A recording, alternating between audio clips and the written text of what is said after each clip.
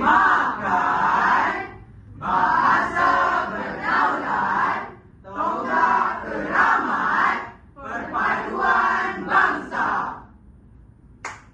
Dengar sini kawan-kawan. Dengar apa? Bahasa itu bukan sekadar kata-kata.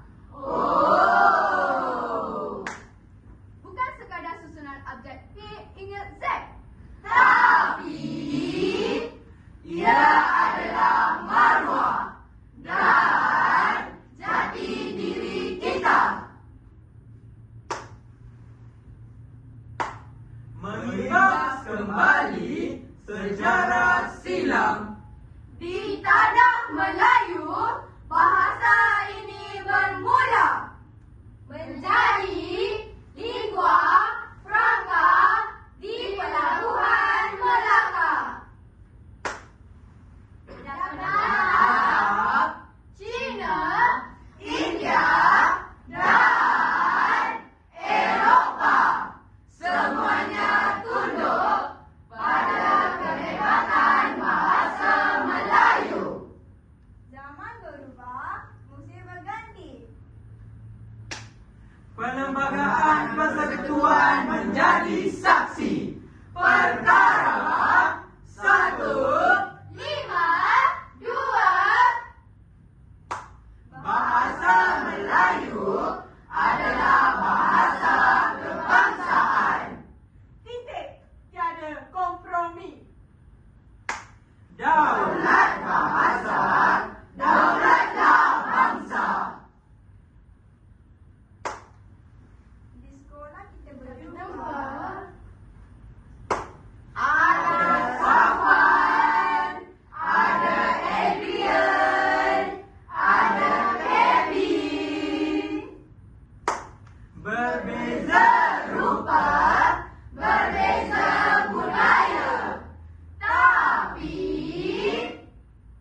pisang emas dibawa belayar, masak sebiji di atas peti. Bahasa Melayu kalau dipelajar menjadi pengikat sanubari.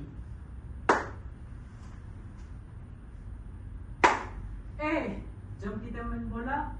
Boleh. Kita jumpa petang nanti ya.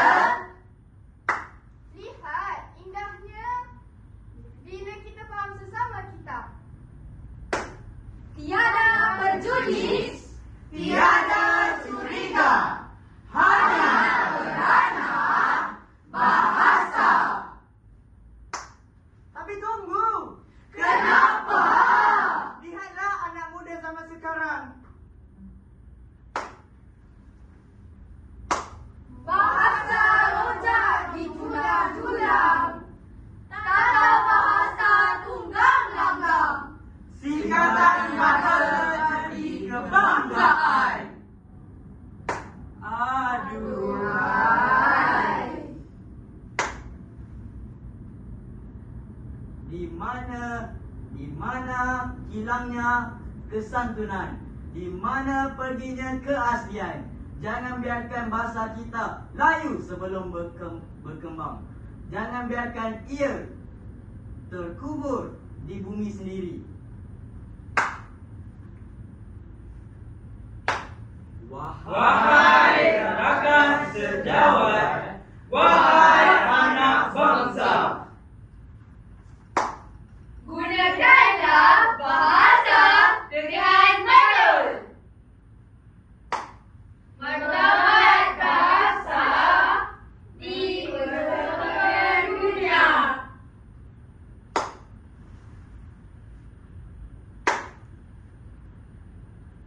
Jika bahasa itu tonggak,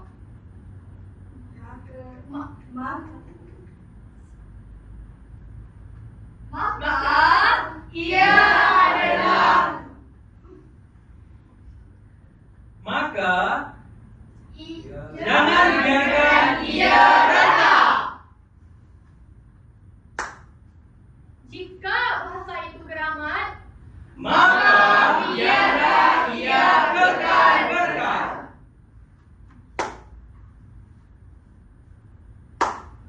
Bahasa Melayu bukan milik satu kaum, tapi milik semua. Jabatan perpaduan, nadi kebangsaan, tonggak kedaulatan. Saya Saya Sayangi bahasa kita.